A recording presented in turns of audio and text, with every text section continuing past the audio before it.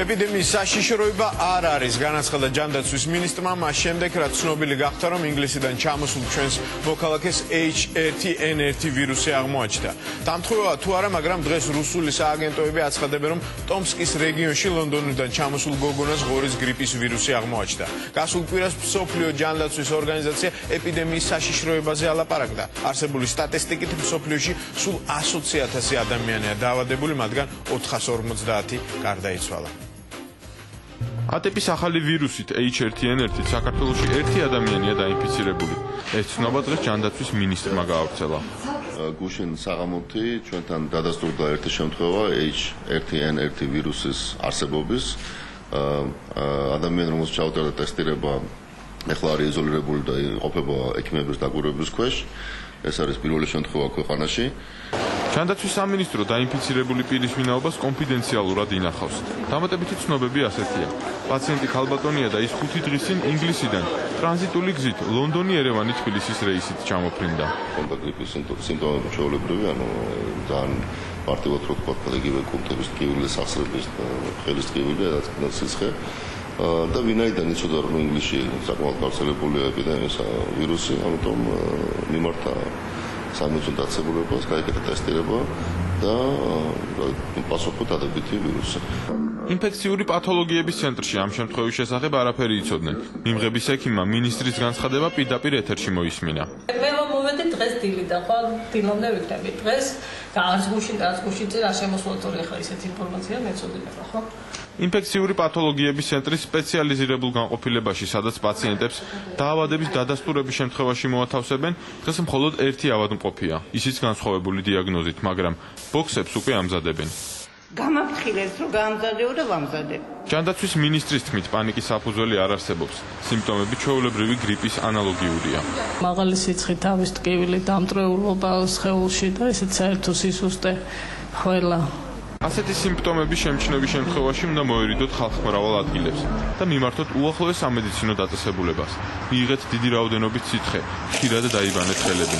ამ ტიპის რეკომენდაციები სპეციალურ შეტყობინებასთან ერთად პირველ რიგში დაინფიცირებული ქალბატონის თანამგზავრებს და მასთან კონტაქტში მყოფ სხვა პირებს დაურიგდათ. ყველა ადამიანმა უნდა დაიცვას პირადი გიგიენა. ნაკლებად ხშირად იბანოს ხელი, ნაკლებად კოცნონ ქუჩაში ერთმანეთი და არაფერი არ მოხდება. ჯანდაცვის მსოფლიო ორგანიზაციის რჩევით პანდემიის სამკურნალო ეფექტურ საშუალებად ფრინველის გრიპის დროს შემუშავებული ოზელტამივირისა და ზანამივირის პრეპარატები რჩება, იგივე ტამიფლუ. დღეს ჯანდაცვის სამინისტროს სარეზერვო საწყობში ტამიფლუს მარაგი დავათვალიერეთ. პრეპარატის 105,000 დოზა ფხვნილის სახით ინახება, 6,000 დოზა კაფსულებში, 37,000 დოზა კი სააფთიაქო ქსელშია გაშვებული. დამატებით შემოგვაქვს ესტრელენსა, რომელიც არის ახალი პრეპარატი და ახლა ერთ კვირაში დღეს იქნება საქართველოში. ტამიფლუ აფთიაქებში იყიდება ზოგან ცალობითაც. თითოაბი დაახლოებით 3 ლარიღებს.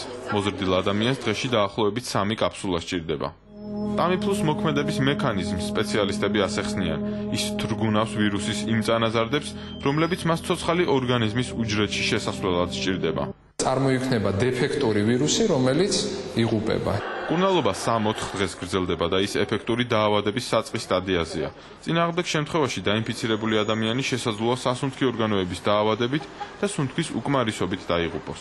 ნიღაბი ახლაც ვირუსისგან თავის დასაცავ ერთ-ერთ მთავარ საშუალებად რჩება.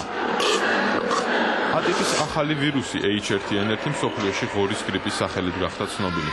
პირველად ახალზელანდიელი სტუდენტები დაავადდნენ. მოგვიანებით დაზუსტდა, რომ ადამიანები არა ღორის გრიპით, არამედ ახალი მუტაციური ვირუსით ავადდებიან, რომელიც ღორის გრიპის ვირუსის ცვლილებით ადამიანისა და ფრინველის გრიპის გენეტიკურ ინფორმაციებთან აღრევით წარმოიქმნა.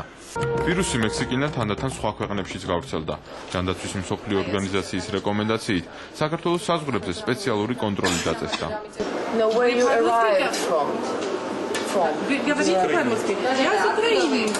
საეჭვო ქვეყნებიდან ჩამოსულ მგზავრებს სპეციალური შეტყობინების ფურცლები ურიგდებათ. იმ მგზავრებმა, რომლებიც ბოლო 7 დღის განმავლობაში საეჭვო ქვეყნებში იყვნენ და გრიპის სიმპტომები აქვთ, სამედიცინო დაწესებულებებს უნდა მიმართონ. თბილისის საერთაშორისო აეროპორტში მომსახურე პერსონალს დღეიდან ისევ ნიღბები უკეთია. ჩვენ სტამბულიდან ჩამოფრენდულ მგზავრებს გავესაუბრეთ. ძირფასო მგზავრებოდა ასე შემდეგ. რაღაც გრიპთან არის დაკავშირებულია მითხეს. ხომ არ დაგისვეს? ხომ არ დავუსვეთ ეს რაღაც.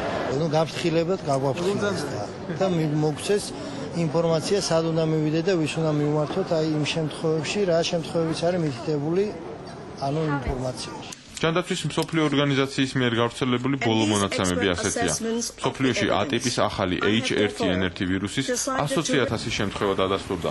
პანდემიამ 135 ქვეყანაში 450 ადამიანი იმსხვერპლა.